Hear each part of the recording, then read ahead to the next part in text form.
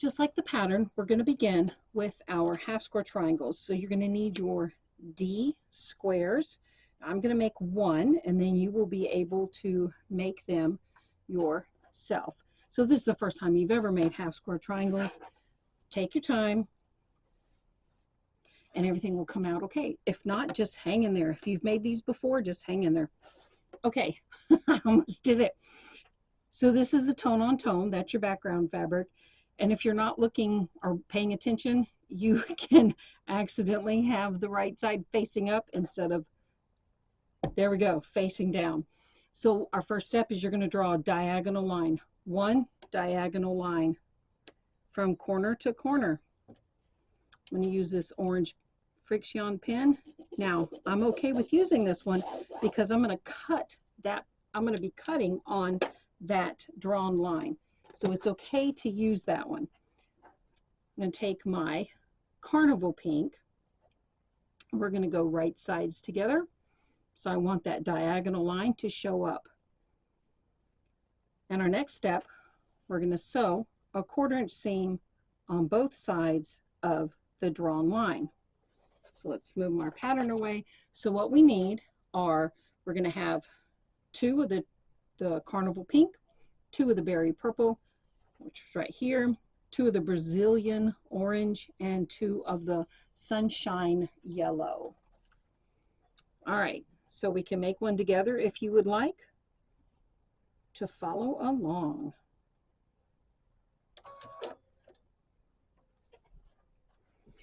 Now, I told you earlier that I have a 1/4 inch foot with a fabric guide. So what I do is I place the fabric guide directly on that drawn line. And my needle is set up so that I will sew a 1/4 inch seam away from that line. Also, I have my stitch length at 2.0. Now you can chain piece these and go faster. That would make this, it would make it go really faster. And then we're going to trim it to size.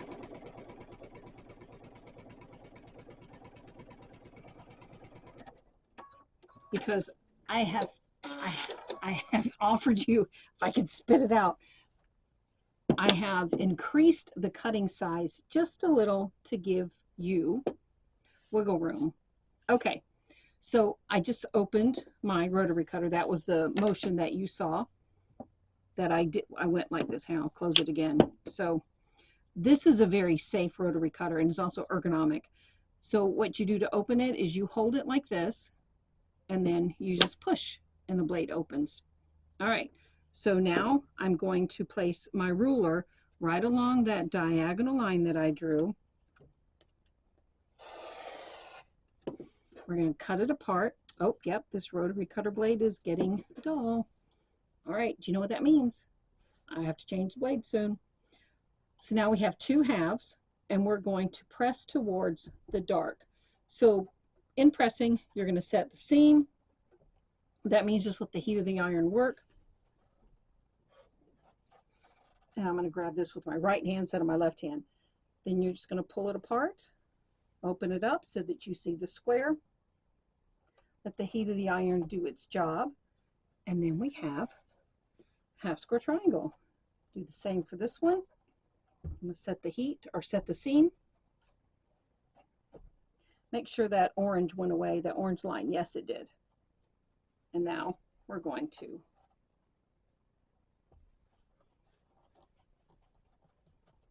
press it in the correct direction. Now you can press it open if you prefer. So your next step is you're going to trim it to size, and trim each half square triangle to size. And that information is listed in the pattern. So what I do is I'm going to use my 6.5 inch square because it's my favorite one.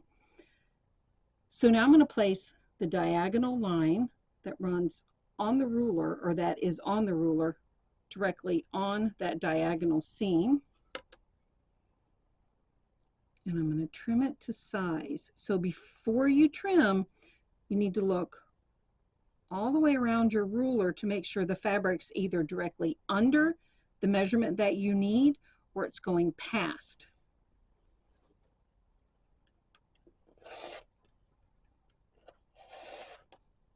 Okay, And we'll get rid of that little tiny bit. And then I pick up this corner and I rotate it up here. And now I finish the trimming.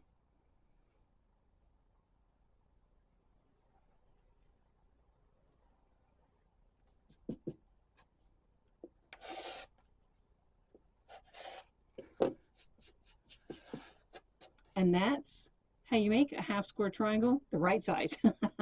So, all right, I'm going to finish working on these, get these done, and I'll meet you back here to do the next step. All right, now we're moving on to the next part of how we're going to use our half square triangles. So we're going to start our block assembly. So we're going to make a pinwheel for the center of the block. Now, as you can see, I've already made one. So we are making 2 star and pinwheel blocks. So here's one. Now here are the other half square triangles that I'm going to use to make the remainder. So in your pattern, you will notice that it shows you the order and the direction of the half square triangles. So we're going to take our half square triangles and we're going to lay them out. So I'm going to take my, let's move this over here, just give me a little room. Take my berry purple, my sunshine yellow. Now we're going to go down here to the orange, the Brazilian orange, and then we have our carnival pink. I'm going to pull these apart. We're going to join these together and join these together. So now we're going to go right sides together. And when you do this, these diagonal seams will nest. They're not going to be on top of each other. They're going to nest. So I'm going to pull this back. And so you want that seam to be right here, right where they're butt up right against each other. Okay, and you can feel with your finger if they're on top of each other. So now, so on this side, and then we'll do the pink and the orange, or the carnival pink and the Brazilian orange. I love saying Brazilian orange.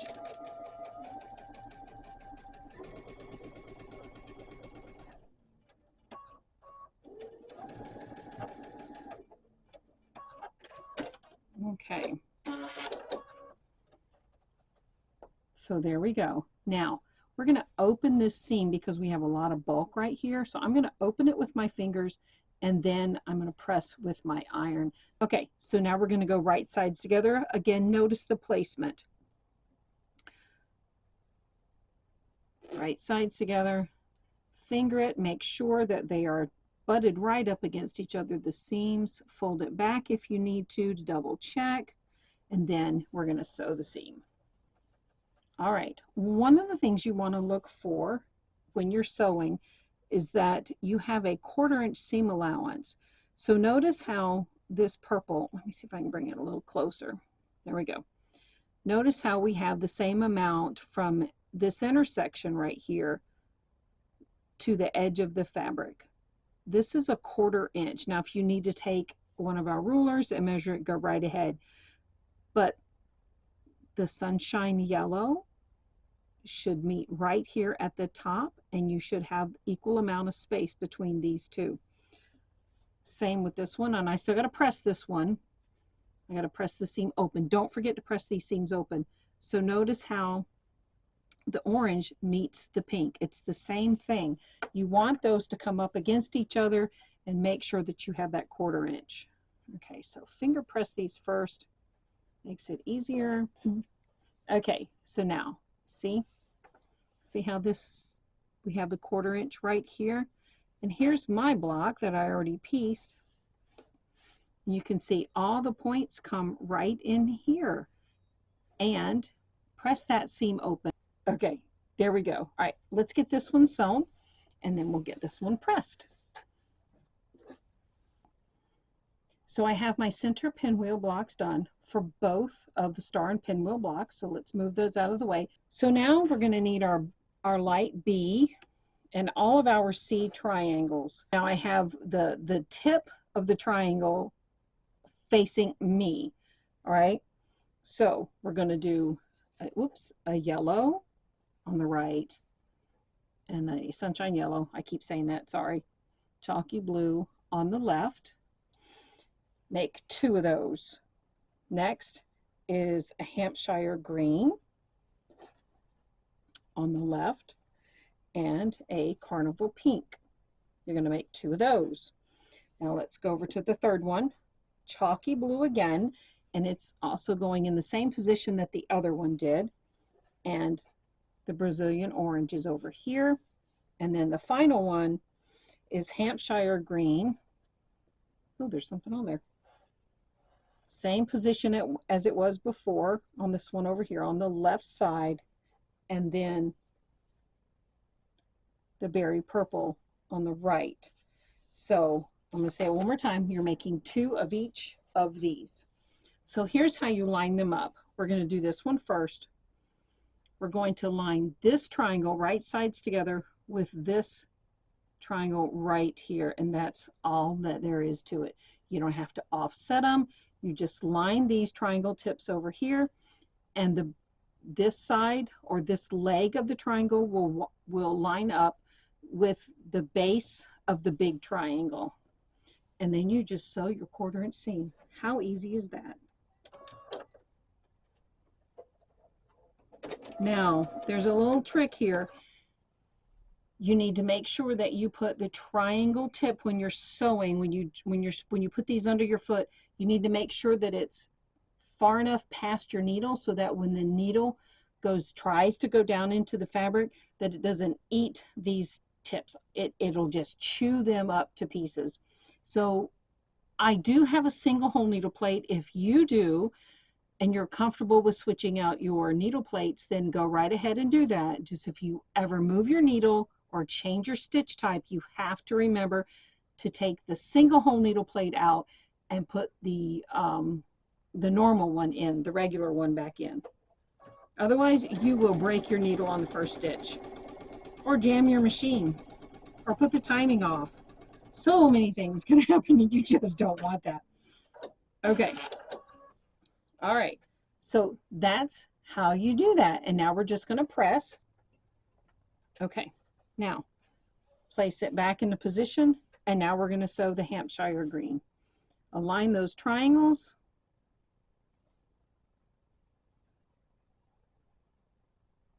There we go. And sew. And there we go. And you will need, I still need to press this seam, you will need a 1/4 inch from where the 2 fabrics cross each other to the edge. And there we go. Now we will remove these right here. We will remove those, but we just don't need to do it now. All right, I'm going to finish getting these sewn. I do sew these one at a time, because if not, if I try to chain piece them, I will mix the colors up. And then when we go to put it together, it's not going to match. All right, so I'll meet you back here, and I'm going to get all of them sewn. So you're going to need your center pinwheel that we assembled already, all your flying geese units, and your 4 A squares for 1 block. Now, what you're going to do is lay the pinwheel block, the center block, out just as it's shown in the pattern. So I have the purple in the top left corner, berry purple, sunshine yellow in the top right, Brazilian orange in the bottom left, and carnival pink in, excuse me, the bottom right. Oh, sorry, I shouldn't yawn. Just one of those days. Now our flying geese. You're going to lay them out just like this. So chalky blue, sunshine yellow, yellow touches yellow. Now come down here, chalky blue and Brazilian orange, orange touches orange. Does that make sense? Now, our sides, the berry purple touches the berry purple, the carnival pink touches the carnival pink. And that's how we get our extended pinwheel block. So follow the pressing arrows. You are going to have to open all the seams now.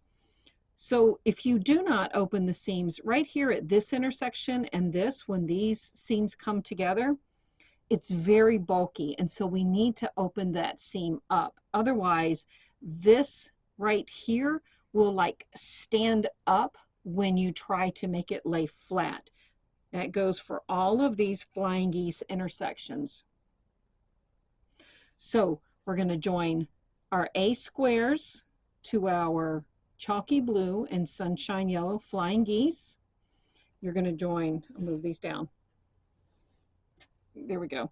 And then you're going to join these flying geese unit to the center pinwheel. Same down here, you're going to join the A squares to our Brazilian orange and chalky blue flying geese unit.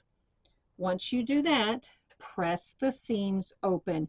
You're going to join this row to the center, so top row to the center, and I would suggest that you pin these intersections, because if you don't, they're going to get in the way. They're very bulky, very, very bulky, and you need to sew very slow. Now, I will also say, I'm going to flip this over, and I'm going to use my seam ripper right in here. I know it's hard to see, but it's where these two seams come across, and that intersection right there. When we sew, we don't need to watch the needle go up and down, because it knows its job.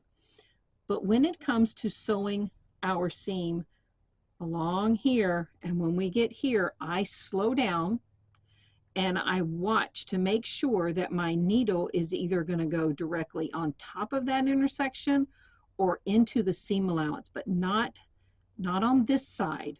Make sure it goes in towards the seam allowance, as in right there, not only a thread away at the most. If you go too far over, then it's going to show, and the flying geese unit, it'll kind of have like a little wave in it or something.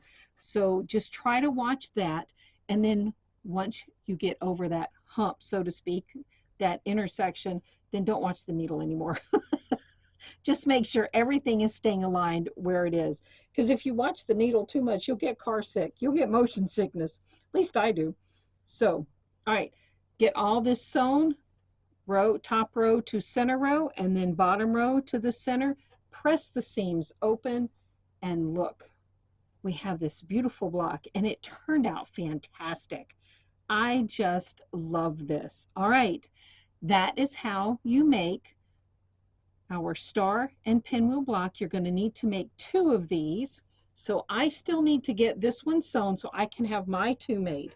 All right, well, let me get this one made and I will show you both of them. I'll meet you back here in a moment. I've finished both of my blocks. They are so pretty. So you only have to make 2 star and pinwheel blocks. They're easy to make. Just focus and make sure that you're aligning the right colors to, to the one in the pinwheel, so that you get the extended pinwheel that happens. All right, so there's 1 and there's 2. They're very, very pretty. I really like these blocks. It's becoming one of my favorite blocks. All right, thank you for joining me today, and I hope that when you make your star and pinwheel block, you post pictures of it. I would love to see. I know everybody's going to look alike, but you know what? I'd love to see your progress. And don't forget, if you've already done month 1, the stair steps block, post a picture of it. I would love to see it. All right. Hope you have a wonderful day. Stay tuned for month 3. It'll probably take me about a month to get to month 3, because this is June. Month 2 was due. This is month 2.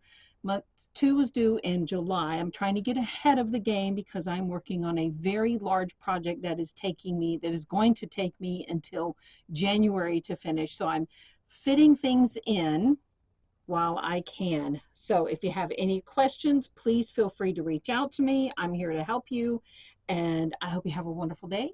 Happy quilting. Bye.